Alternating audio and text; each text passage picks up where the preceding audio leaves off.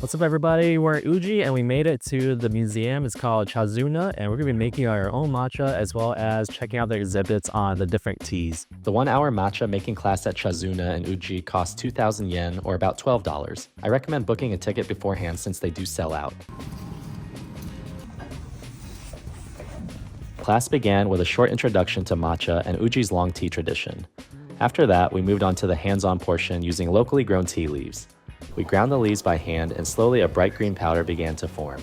It truly doesn't get fresher than this. Apparently I got about 2 grams of matcha, so it's time to collect all of it so we can put it in the container. We got like a brush and we're going to just pretty much push everything together now. We got all the matcha in one area. We're gonna now transfer it into this bowl here.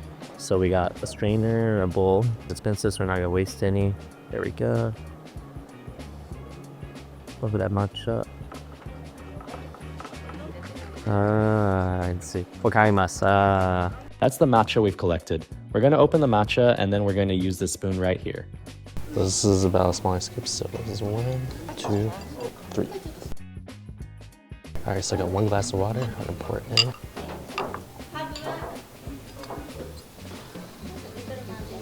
If you whisk it enough, it starts to get frothy and these bubbles come out. Let's try out our homemade creation. Let's try it out.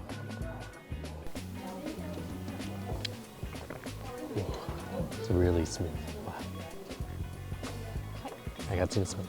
Same process. This one is with the electric mill this time, so it's supposed to taste different. Oh, it's so much frothier now. Wow. There's a new one with the electric mill. A lot more frothy.